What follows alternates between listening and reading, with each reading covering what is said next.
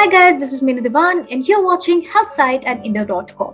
Today we have with us Dr. M. Niharika, consultant fertility specialist. Hi doctor, how are you? I'm fine. How are you? I'm doing great doctor. I hope things are keeping safe and well at your end. Yeah. Yeah. Yes. So doctor, the very first question that comes to my mind right now is a lot is being said about the link between COVID-19 and fertility rate. So does Hmm. coronavirus in any way has any impact on the fertility rate? This coronavirus COVID, that is SARS-CoV-2, it is a very new variant for all of us, and there are no set or already published guidelines that we can say that this is for sure going to affect the fertility. But over a period of time, as now it is already almost 2 years that we are having this pandemic, there are few studies that had been published later who have seen the effect of the COVID virus on fertility parameters, both in male as well as female. So basically, the SARS-CoV-2 virus actually it needs the ACE2 receptors to enter the host, that is the human body, and affect us. So this ACE2 receptors are plenty even in the reproductive system, like in a male reproductive system as well as in female. So we are bound to find some fertility abnormalities, and but this is usually mostly at the time the patient is affected with the virus.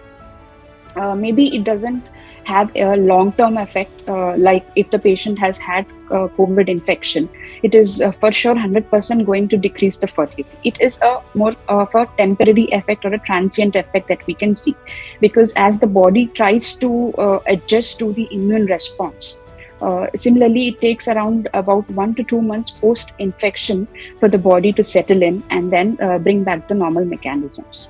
So that's what all the recent studies and major guidelines also say, that if the effect even on the sperm count is mainly temporary or transient.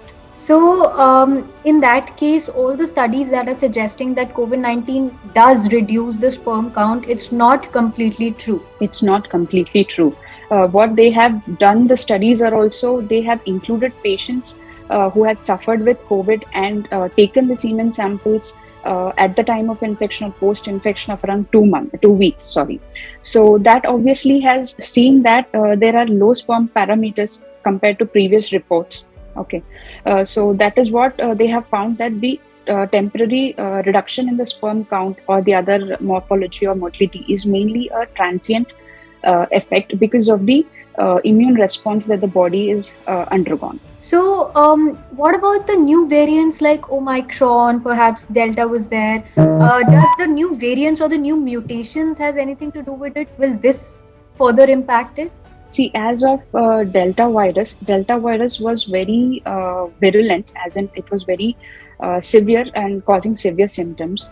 So obviously, at that time, depends upon the patient's immune response also. If the patient is priorly healthy and vaccinated, we have seen that on the other recent studies have also suggested that the symptomatic appearance of the patient who has been vaccinated are less, and they have the virus infection has gone only with mild symptoms. But at the same time, second wave or the Delta virus had much of deaths as well. So it's mainly upon the patient prior health conditions. If they were not healthy or they were suffering from some comorbid conditions like hypertension, diabetes, asthma, these people were more prone. So now that Delta almost has been around 6 to 8 months, we can see the effects now, starting now. So there is no proper guideline that says that Delta has got so much effect. It is still under a survey or study or research that we can say. And coming to Omicron now, what we are seeing or is that it is highly transmissible, but patients are not having much severe symptoms. As of now, over a period of only 1 or 2 months is it that we are identifying this. So we cannot for sure say that this is not going to have an effect, but I would say that if at all the patient is having some kind of effect, it might be pertaining to only around 2 to 3 months post-infection. So Also, more basically, we can say that they will be having subfertility for some time. Not maybe they can go into a case of infertility, but there may be some kind of subfertility for a period of around 2 months post infection. Okay.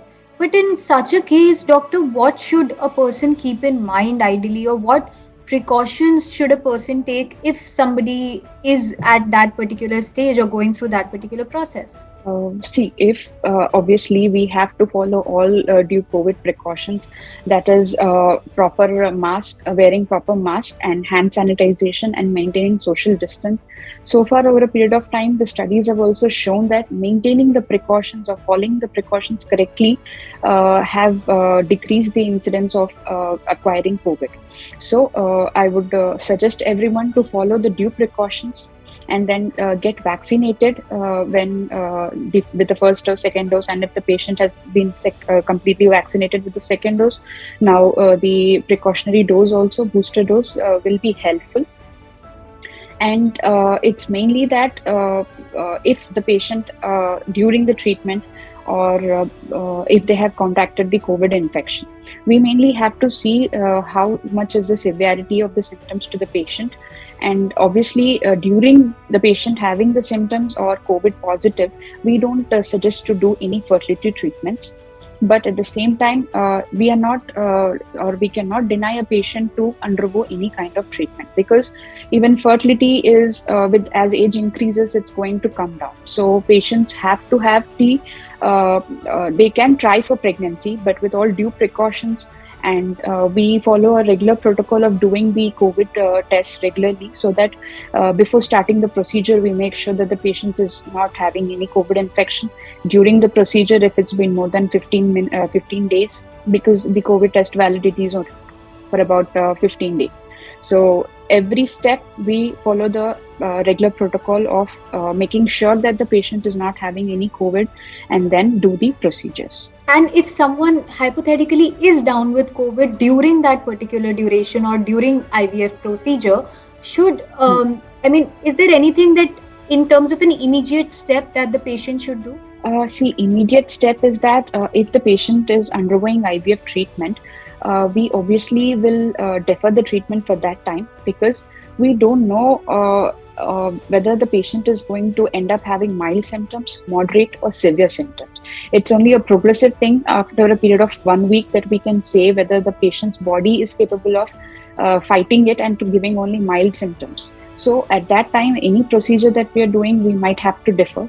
But for a patient, after starting treatment, it is very difficult to defer a treatment protocol. So that's the reason we follow the protocols. Like, we do the COVID precautionary measures and then COVID tests ahead of the starting procedure, so that we don't end up in this situation. But sometimes, unfortunately, we might have to. And in that cases, we might have to defer the treatment for that time. All right, doctor, I think this has been very, very insightful. Thank you so much for joining us today.